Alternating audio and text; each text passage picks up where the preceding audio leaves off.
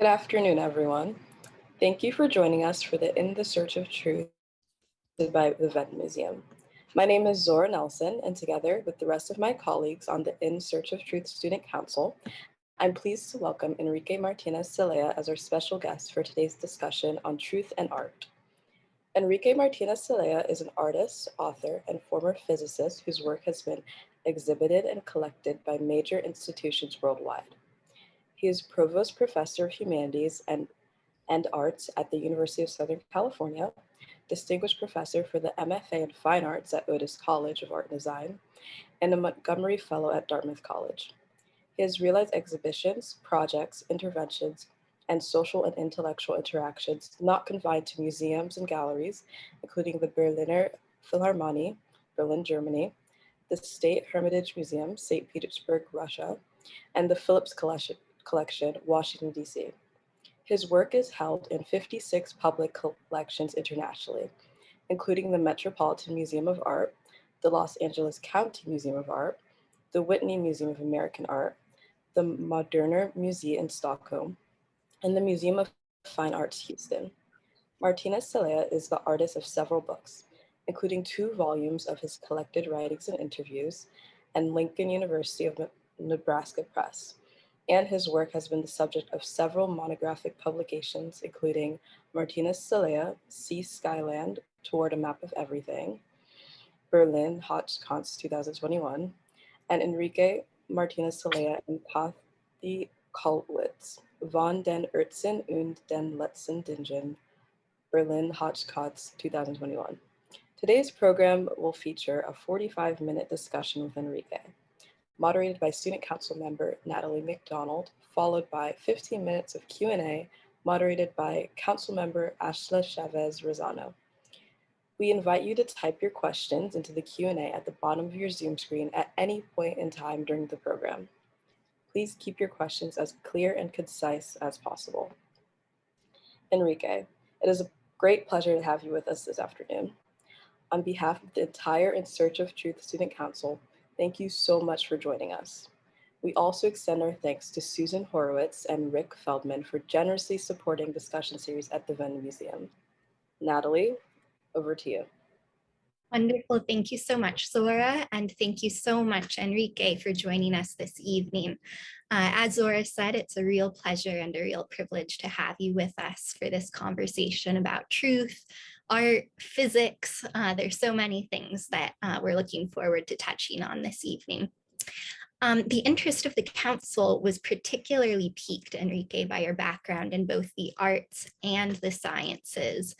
As one of my colleagues on the council, Emma Larson, pointed out, our society loves dichotomies, but as a physicist artist, you really managed to kind of subvert at least one of those disciplinary dichotomies that's characterized Western thought since the Enlightenment. On that note, I would like Lexi to invite Lexi to ask our first question. Thank you so much, Natalie, and thank you again, Mr. Celaya, for coming and speaking with us today.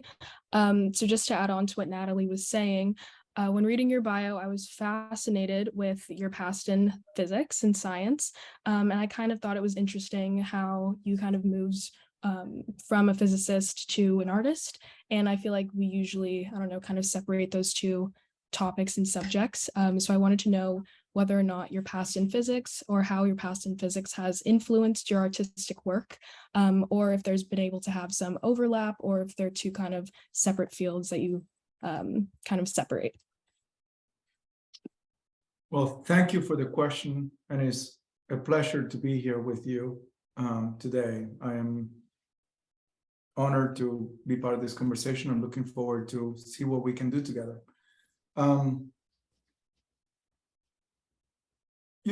My interest in physics and art, which seems now kind of odd, never seemed odd to me. I started sort of asking questions of the world when I was younger, not because I wanted to be an intellectual, but because the world did not entirely make sense to me. Maybe this is a consequence of the fact that my family and I moved from country to country. We live in 3 different places. There was a lot of things that I felt I didn't understand. And physics became a way to try to get a hold of the world, to make sense of it.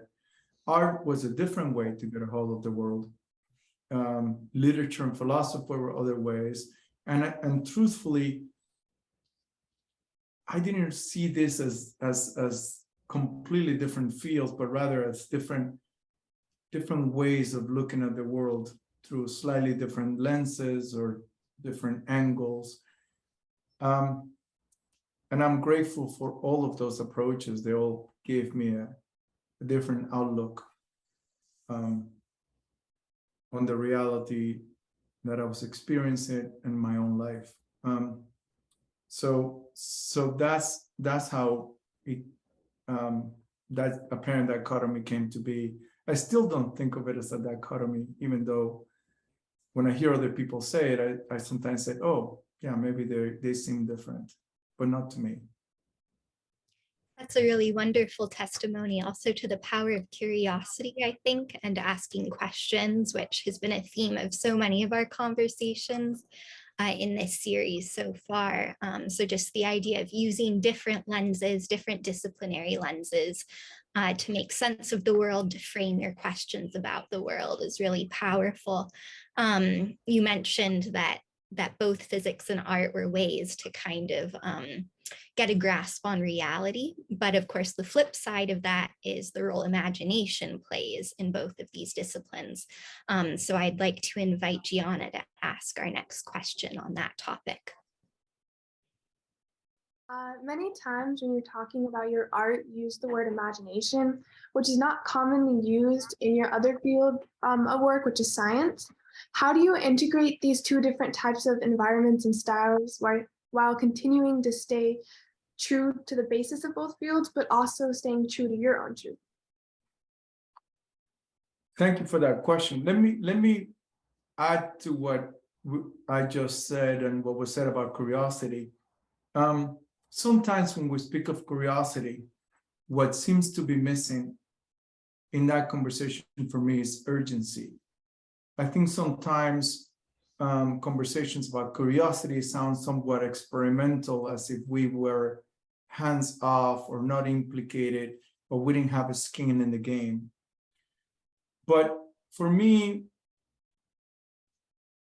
what other people might interpret as curiosity came from an urgency to make sense of the world. It was not so much an intellectual curiosity as it was a need to survive or a need to make sense of a world that didn't quite make sense. So I wouldn't necessarily describe my own pursuit as stemming from curiosity, even if that's what it might seem like from the outside. It was an attempt at trying to solve a deficit I felt in my understanding of experience. And then in terms of imagination, I mean, I don't know if scientists don't mention imagination, but to be a scientist, to be an artist, imagination is critical. You have to sort of be able to project beyond the place in which you find yourself to understand something that may be possible. I don't think I could ever have done any of the physics I did without imagination.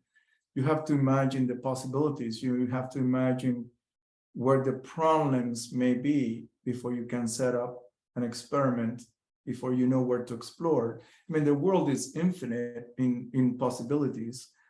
And unless you can imagine the territory that is worth exploring, you will be at a standstill in front of all these choices.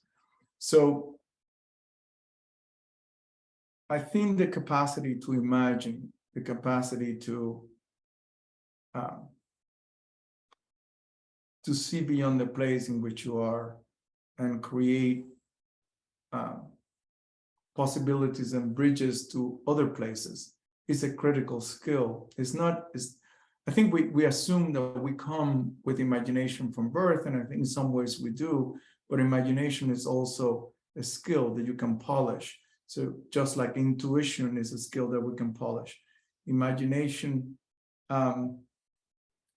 is something that as we work at it and we try to not see within the box, but out of the box, when we can see what is not just 3 feet away, but maybe 10 feet away, we can begin to really push ourselves beyond our comfort zones and allow imagination to really generate new ways of moving through the world. So I am very grateful for that. And it's one of the skills that I try to work on, although I always feel very limited in my own imagination. Thank you so much for that distinction, first of all, between curiosity and urgency. I think that's very useful. I think often curiosity, yes, can seem detached from the present moment, from all the urgencies of the present moment, can maybe even seem a little bit frivolous and academic. So to bring back this idea of trying to understand the world really being an urgent need.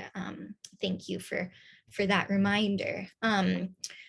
For imagining possibilities being so essential to physics. That's such a beautiful way of thinking about it. The flip side of that, of course, or maybe it's not a flip side, maybe it's connected, is on the ground truth. And so to delve into that a little bit, I'd like to invite Emma to ask our next question.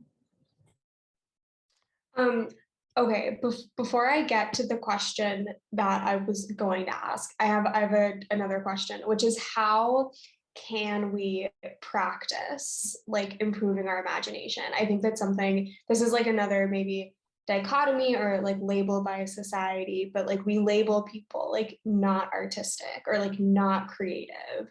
What are ways in your life that you think we can practice being more imaginatory? Yeah, that's a really good question. I think one of the ways is through the examples of others. I think that in reading great literature, in seeing significant works of art, in watching the leaps that a scientist might make from one place to the other, we see examples of what is possible. I think our capacity to imagine, to project, in some ways to dream, is only limited, maybe not only limited, but is really significantly limited by what we have told ourselves that we can do and we can see. I think when we have been exposed to a great mind at work or to a great work of art or literature that allows you to see how far can the mind go and can the mind be expressed, then our own dimensions expand, our own capacity to not be limited by the constraints of what's familiar. And of course, there's a risk there. I think that one of the reasons that we constrain ourselves is because we go way out on a limb in our minds, and especially when we have skin in the game, when we have something to lose. As an artist, as a scientist, as a writer, when we project ourselves and we take a risk and we imagine something out of our comfort zone, it becomes very unsafe quite often. And that lack of safety threatens our sense of comfort and survival, and quite often we retreat back to what's measurable, to what's near us. But for me, the examples of other people that have taken this risk of the mind, and they have invested themselves into those risks. They have put their skin in the game in those projections. And I keep repeating the skin in the game, the sense of urgency, because I think I think these days there's a tendency for us to keep to want to keep ourselves safe in some manner while giving opinions about all kinds of things we have and exist in a very abstract way. And I am interested in praxis. I'm interested in the idea that what you think is followed by your actions, that a way of being in the world is not unrelated to the way of your practice as a scientist and artist, that it's all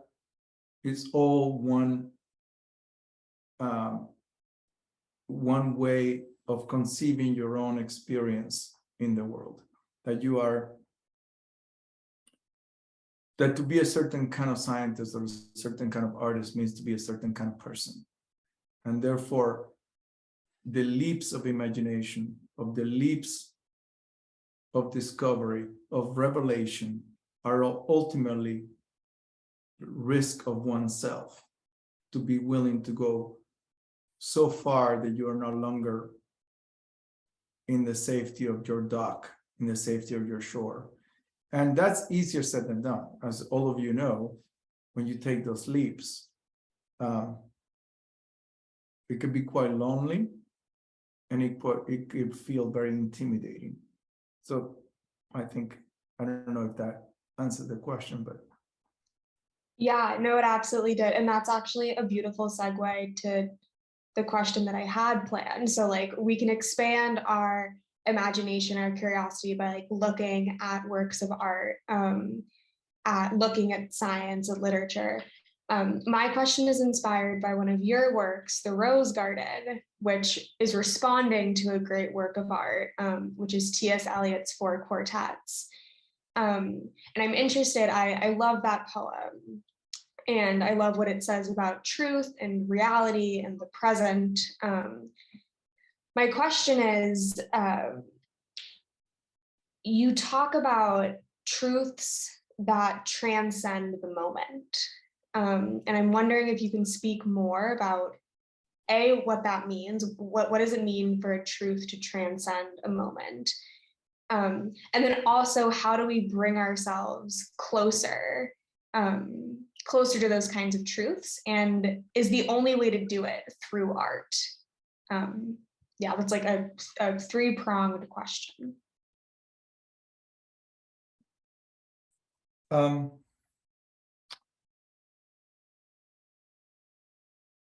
mean, there are many different ways to consider truth. And I mean, there's truth in that sense of a revelatory truth, a truth that shows itself to you in a certain manner. But then there are also maybe a truth of the inquiry, and the two things are not separated. So I'm going to try to say something about it and maybe somewhere in there intercept what you're asking.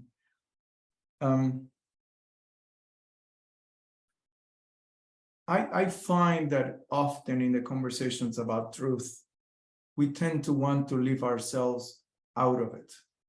We don't want to be implicated. We like to talk about truth as these abstractions, as these things that we can sit comfortably in a chair and just ponder the nature of truth. And while there's value in that pondering, I think for most of us, truth becomes an active and challenging force when we try to do something beyond sitting on a chair, contemplating it, when we try to live by it, when we try to act in relationship to it. In those moments, we can test whether this sense we have of truth holds water for us. Quite often, I find that truth really becomes a process rather than just sort of an aim, which sometimes we talk about truth as if it was an aim. And I like to think of truth as a process of inquiry, correction, redirection. And in doing so, we're always implicated because we often are our own obstacles to truth, with our own self-deceptions, with our own biases, which prevents truth from revealing itself, and ultimately, really, with our own dishonesty. I think honesty in our search, honesty in our speech, honesty of self-awareness is our, if not the complete answer, are part of the way towards truth. And then the question is, what is truth itself? And then there are, and that's a more complex question, because there are truths that can be shown and only shown, and then there are truths that can be arrived at through inquiry.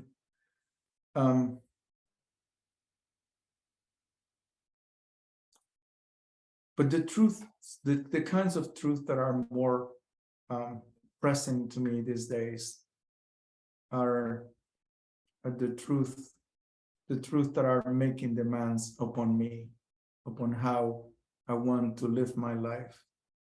And those kinds of truth are truth that obligate you rather than make you point your finger at everybody else that is not living up to your truth. Those are truths of that are bound with personal responsibility. Those are truths that are always insisting that you earn them. You know, there's a lot of truth in quotes that that we can pretend to live by, or we can assume that we know, knowledge that we have, but we haven't earned them. And because we haven't earned them, those truths always sits in our hearts very lightly, not very deeply. And I think that the important things about truth is that it's the truth that we have earned, that we have absorbed, challenged, confronted, negated, and come to the other side of recognition. And we have lived those truths in a way, and now they're ours, to the extent that truth can ever be owned in some manner. And that's the kind of truth that I am interested in today. And why am I interested in today is because I hear way too much talk about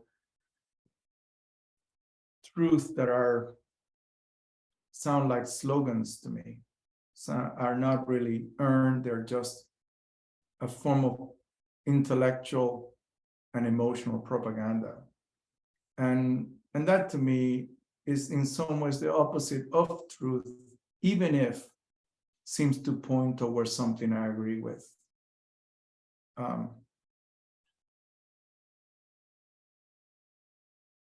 Anyway, let me stop there. I don't know if I made a mess of your question or not.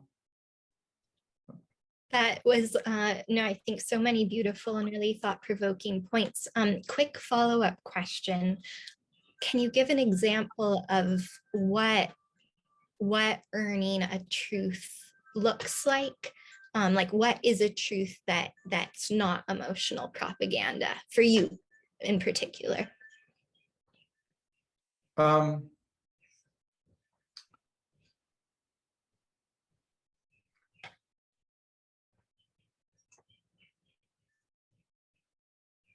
That in many ways, for example, let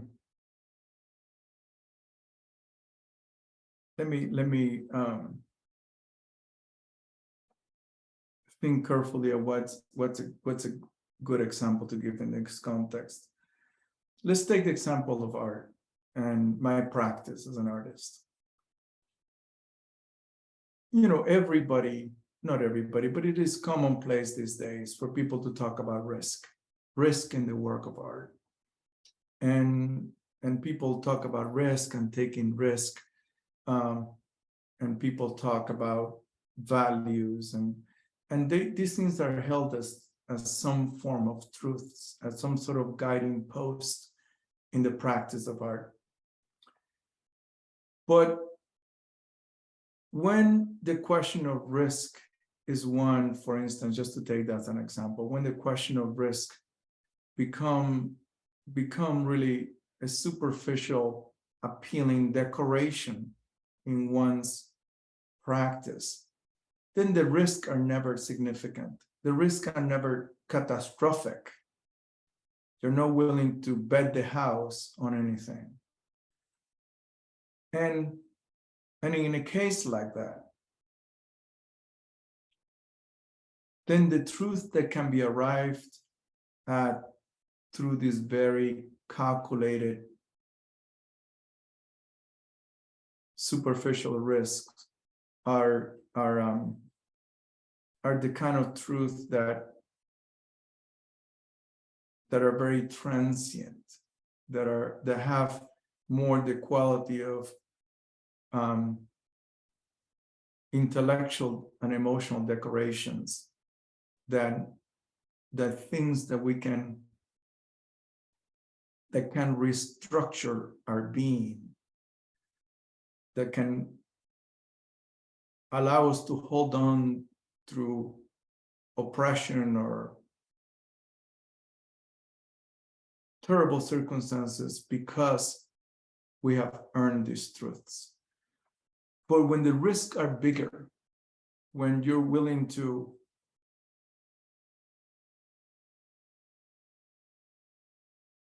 pursue an honest inquiry of truth at any cost, even at the cost of professional recognition, maybe of financial rewards, of the approval of your peers, and you keep at it when it's unpopular,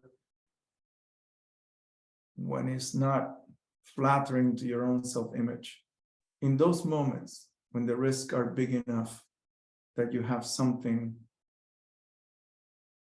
really to lose, the truths that come out of that process are truths that are earned, and that they tend to have a permanence in one's life as true beacons and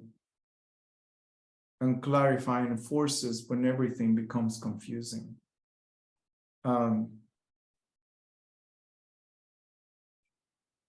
I think for some people who are religious, the difference is between adopting just the creeds of a certain religion superficially versus having lived them deeply at tremendous personal cost at times. And the gap between those two ways of believing is immeasurable. They seem near each other, but they're quite far. The problem is, in words, things tend to look the same. When we talk, there's belief and then there's belief, but they're very different. And there's risk and then there is risk. And they look similar, but they're different. So it's very important, especially in the arts where things tend to be so elusive, to have a very good, as Hemingway will say, bullshit meter, so you can recognize when you are not just lying to other people, but lying to yourself. And this is, of course, very difficult. Absolutely. I think on the note of honesty in the face of superficiality, on the note of risk, I'd like to invite Zora to ask our next question.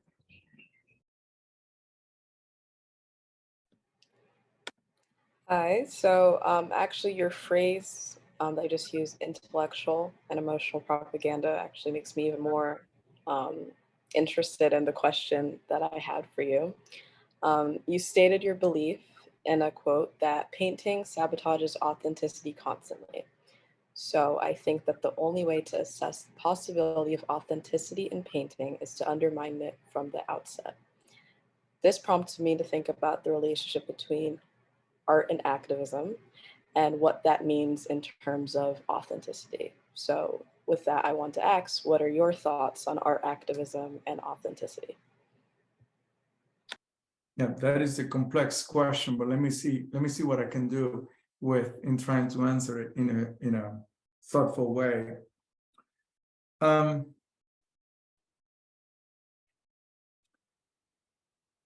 mean, when graduate students have asked me, how do you prevent yourself from selling out as an artist? My answer has always been, you have to assume that you're going to sell out and fight against it every single day. Whenever you think you're above it, that you're too good and that's not going to happen to you, you're likely to be the first person who sells out. The authenticity is something that is not anyone's birthright. It's something we fight for every single day. And anybody who is observant of themselves and their practice and their actions in any field will see how inauthentic most of our gestures are, how self-serving they are, how full of arrogance they are, how full of fear they are. And authenticity comes from the recognition of all our failures, of all the ways in which we are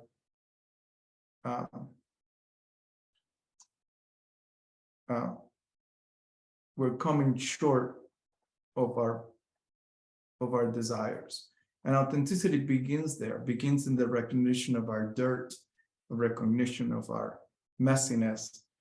And from there, try to push above it, try to push beyond it. But it always has to start in that deficit. Anybody who is preaching to me their sanctity, their authentic self, untainted by corruption, I always know that they are likely to be corrupted and tainted. Because anybody who has watched themselves carefully in any action, even in the most caring, loving action, recognizes their little bit of evilness in them, the little bit of smallness in them. As Alexander Solzhenitsyn clearly said in the Gulag Archipelagos, the line between good and evil crosses everyone's heart. And I think that's something to be reminded of. So coming back to a question of authenticity and activism, I think that the activism necessary to create or to generate social change is important, especially in the conditions of oppression or situations in which you feel that there's complacency in the environment and somebody has to bring forth change. And sometimes, necessarily, in an activist engagement with the world, the messages have to be simplified, the ideas have to be packaged to be able to communicate it quickly to a group. So the message itself may not be completely authentic because it has to be repackaged. But the activist, the leader, the person trying to bring about change should always be aware of their own shortcomings, on their own pettiness. By remembering that, along with activism comes compassion and understanding. And also, it comes a much more complex understanding of where truth is. I think sometimes, particularly when activism moves into the art world, what it really quite often ends up is some sort of preachiness. And the problem with preachiness is that truth for a preacher is always clear, is always known. And the truth for somebody who is really engaged with questions that are difficult is never clear. It's always elusive. It always requires a little deeper engagement. And that deeper engagement, that self-questioning, always brings you forward as an obstacle, brings you forward because it puts a mirror to you and shows you how far you come from your hopes. And when that happens, what somebody has to say begins to sound truthful, begins to sound honest, and it's easy to believe not just the message, but the messenger. And I think that's what I'm interested in. Also, there's an aspect of context, which relates to authenticity, activism, and art. I think sometimes the art galleries and museums spend a great deal of their efforts putting forward messages and ideas that almost everyone walking into the gallery and museum already believes, because they're already, it's a very pre-selected audience that comes to a museum or comes to a gallery. Not entirely, but to a large degree. I am interested in the people, I'm especially interested in the activism that happen outside of the galleries and outside of the museums. I mean, I think if you are going to try to bring about social change, the most powerful way to do so is not at the art gallery, it's actually in the streets, is in the areas in which the problem exists most profoundly. If you want to change political views, politicians, I almost never see a politician in an art gallery. I mean, I think in my whole career, I have seen, I don't know, a handful of congressmen ever cross the doors of a museum. So at this moment, which is such an important moment in the world's history, but especially this country, I think that we should think about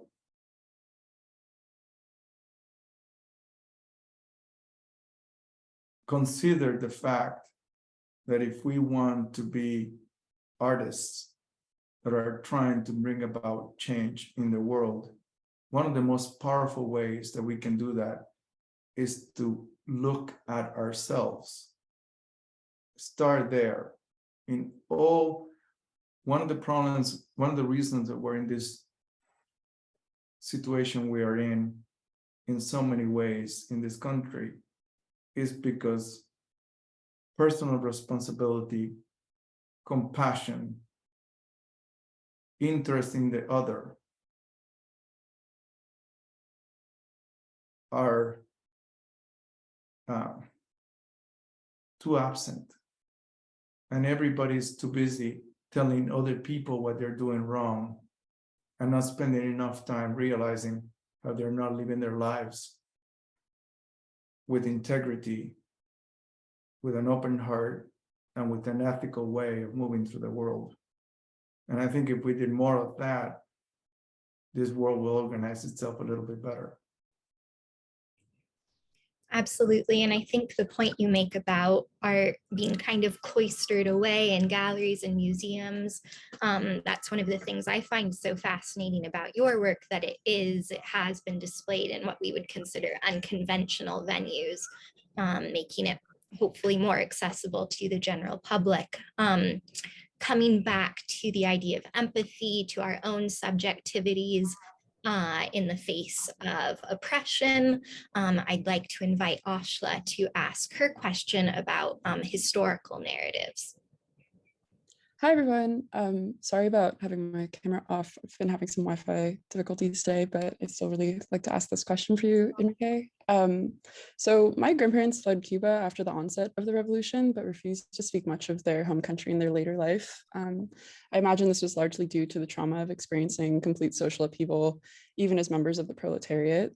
In your show that was referenced earlier by Emma, The Rose Garden, the concept of time is recurring as you explore like the circularity of time and the battle between longing and the reality of the present. So what I'm curious about is how individuals who experience cataclysmic political events might bear responsibility to share their experiences with younger generations and draw connections between the past and the present, and how art might be a medium for communicating the complex internal experience of losing a sense of home to larger historical narratives.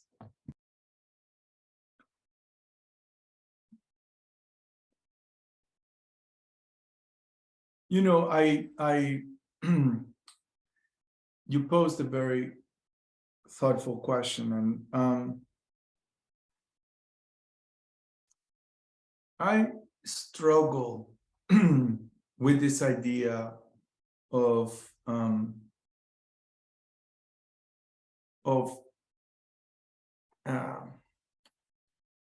the idea that artists or whoever may be have responsibility to other people to say share their experiences or whatever it may be.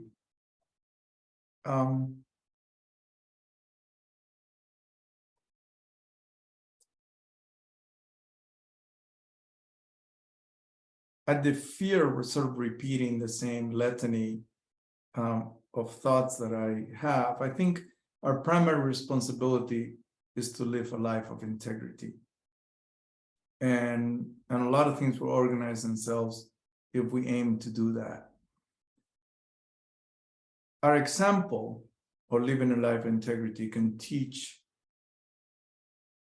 younger generations of people who have not gone through the same experiences. Will show them an example they can live by. In my own life, I have been very lucky and very fortunate to have examples like that have shown me. A lot of people talk, but the people who truly embodied a deeply lived life, a life of challenges and sometimes tremendous obstacles, and that they have managed to live a life with verticality, integrity, respect, appreciation for the others, without being disillusioned, without giving up and becoming cynical or too clever. People like that have been great examples for me. And I think as an immigrant, you know, when I stand here in this conversation with an accent, that's already a message that I'm here speaking with an accent to all of you. And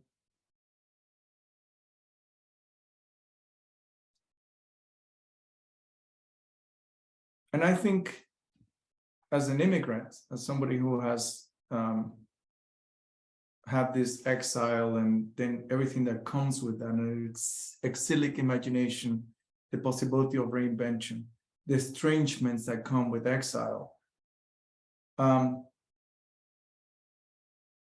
what we're living and what we're experiencing is not unlike everyone else. It's just that the exiles, as Joseph Brodsky pointed out, just realizes maybe faster or by force what is always latent in everyone else, which is the fact that we're ultimately strangers to ourselves. We are, each of us have both differences from everyone and commonalities with everyone. And that this illusion that we have a grounding, this illusion that we have belonging, is really an illusion that many people find out in this country, natives in this country find out that illusion can be stripped away at any time.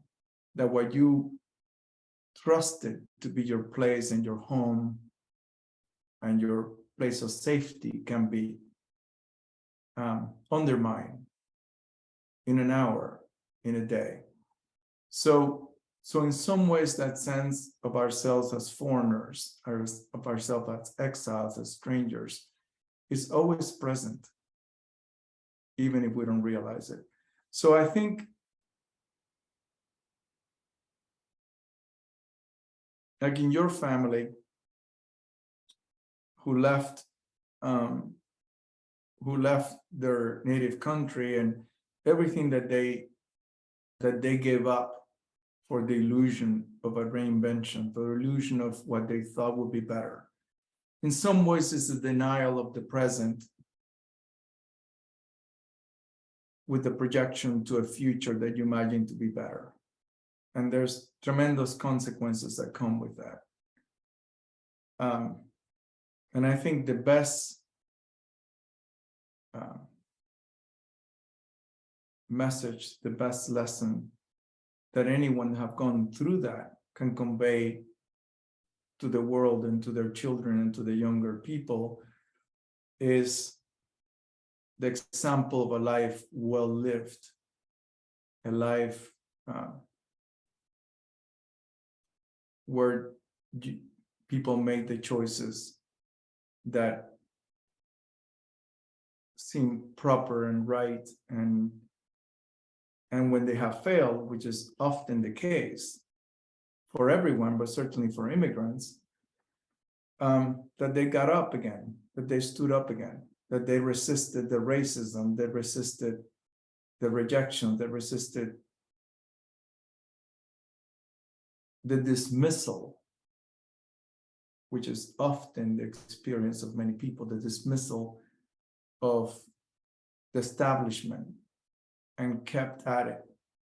And kept at it, by this I don't mean that you will become successful as people define it, but kept at it meaning you did not become disillusioned. You did not give up your own sense of yourself. You didn't trade your self-respect for some convenience.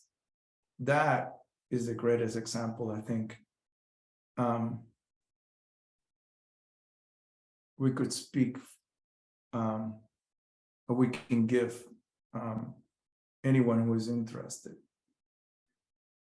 Other than that, we can make slogans and we can make speeches and speak beautifully. But I'm interested in how people are living their lives. By what standards are they living their lives?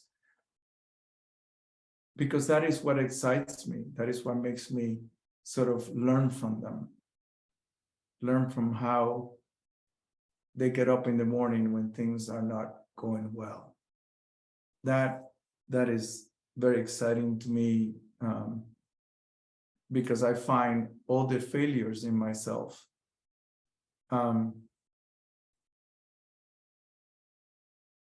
often difficult to surmount. And then when I see the example of someone who did it, then I think, okay, well, there's a chance. There's a chance to do something better than what I have done so far. Yeah, I think your answer to Ashla's question has touched on, among other things, this entanglement between past, present, future, the role of mentorship, of intergenerational knowledge. And so on that note, I'd like to invite Meghana to ask our final question before we move on to the Q&A. Thank you, Natalie. So yeah, my question is that you have said that you sometimes continue paintings from memory to avoid enslaving it to an existing image or a likeness. Do you think memory serves more as a limitation or an opportunity for expansion? And how has memory played out in both directions within your work? There's a distinction between memory as used for painting and memory as in life. In the example that you mentioned of painting, I think what I'm trying to do is free painting from the obligation of being just a reproduction, of just being some sort of illustration of something. And I think that sometimes when you're looking at a source or an image, and then the narrative becomes too familiar and too obligated to the existing source. And I like to discover in a painting some truth that it wants to become, rather than just merely some likeness or something like that. So for that, I use memory. I use memory because it's inaccurate. I use memory because it's partial and it's incomplete and full of holes. In life, memory is a tricky thing. Memory. I come from a culture where memory is a very big part of it, and especially as an immigrant, most of what I have of my past only exists in memories. I can never check it. I can never visit my preschool or the house that I grew up in. I lived in, I don't know, 40 something houses. So most of the past for me exists only in memories. And memories are untrustworthy. Memories are, quite often distorted by what we want them to be, what we hope to be. The past is never still. It's always changing based on what new discoveries we make. Some of those memories are changed by something new that I learned. And then I go back to those memories and see them differently. And yet I am to a large extent those memories. So it's weird to be something that to be somewhat unreliable. But maybe this is part of the human condition, that we are something at our core that in many ways is full of holes and full of inaccuracies. So when people say, when people make a big deal of being themselves, that themselves that they're referring to is often these memories. It's often these memories that are so unreliable and so fabricated so often. So, and yet there are also memories that we treasure, memories that I have of moments with those people who I love, that give life meaning. So it's a very complicated world, memory, and time, which is connected to memory, or memory is connected to time, is also a powerful force in our lives. So anyway, I will stop there. Yeah. Wonderful, very good. So we're going to move on to the Q&A at this point.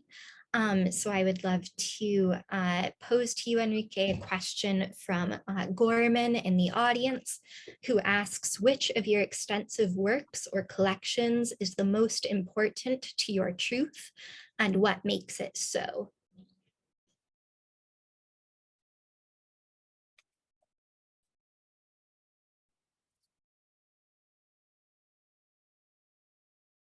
That's a very difficult question to answer, because I think in many ways, to a large extent, it's not an exaggeration to say that as an artist, I am, and most artists are, constantly rotating the same fundamental worldview, and the works may look different, but they're in some ways in a related inquiry.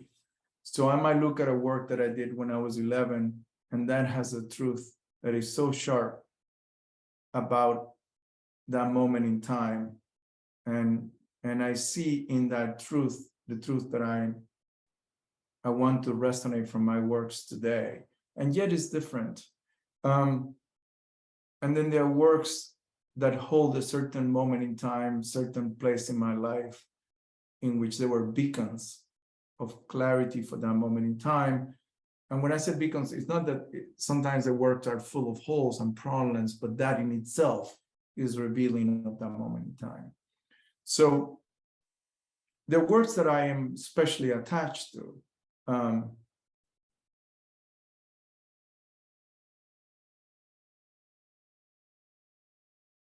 but usually it's because they mark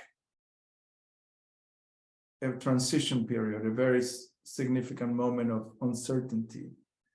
And for that reason, they reveal something to me. But let me just complete that answer by saying, I don't let a work leave my studio unless I feel that it is resonant or something like truth. That's why I make all the work myself. My assistants don't make my work. I don't make so much work for the markets. The works need to have a reason for being that reveals itself in their autonomy, and they reveal something to me, something clarifies in those works. And when that happens, then they leave my studio. So in some ways, they're all conversant and involved with this question of truth. So it's very difficult to know which one in those senses doing that more than others. Absolutely. Another question from the audience. This is from Leslie. She says, the knock on LA is that we're not thinkers, we're not deep. She asks, says it is challenging to find others who want to engage in these meaningful concepts. And she asks, how would you suggest young people discover a community of others who want to grapple with these questions too? You're an educator. Are you hopeful about young people?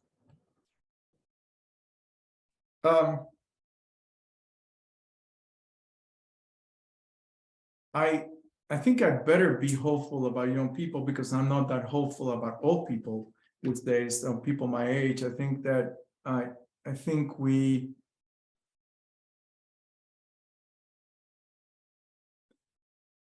think there's triviality and superficiality in every country, in every city.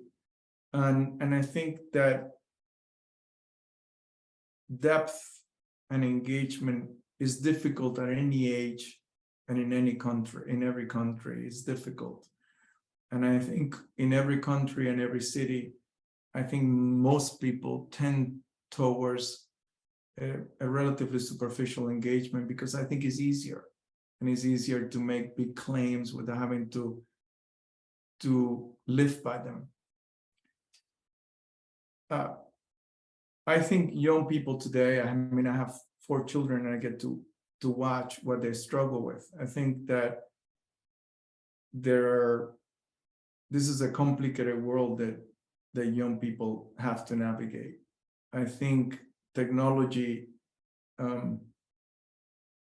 may have provided some access to some people, but also have created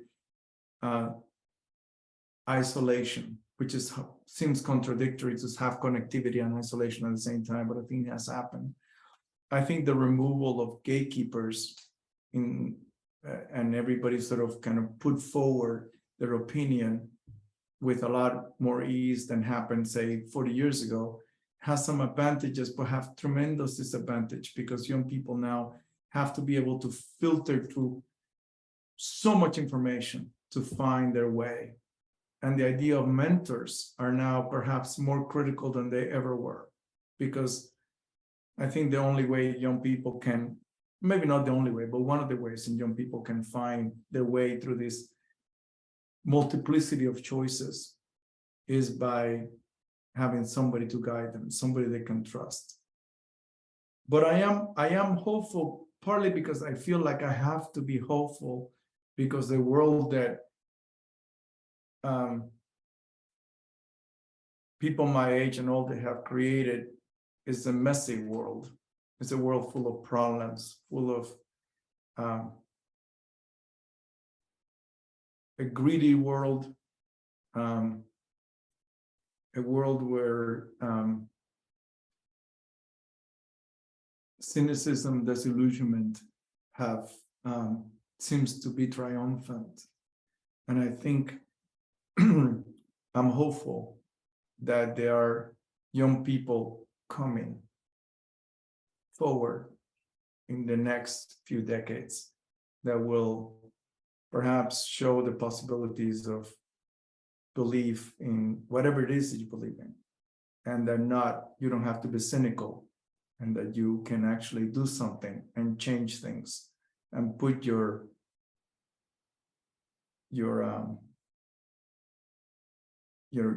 skin where you believe it should be put in, and take risks.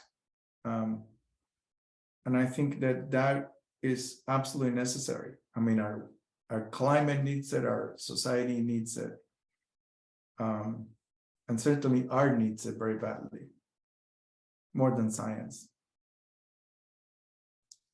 Well, I think that's a beautifully hopeful and inspiring and motivational thought with which to conclude this program. So thank you so much, Enrique, for joining us this evening. What a stimulating, thought-provoking conversation. So grateful for your time. Thank you so much to the viewers for joining us. Truly, it's thanks to you that we can have these amazing programs through the Venda Museum with guests like Enrique. Our next program, please consider joining us, is October 26th at 4 p.m. This is our next program in the In Search of Truth series, and we will be discussing truth and literature with the award-winning author Tom Lin. Again, October 26th at 4 p.m. Once again, thank you so much, Enrique, and thank you to our viewers. Well, thank you for having me. I was very grateful for it, and I really appreciate the thoughtfulness of your questions. Thank you so much.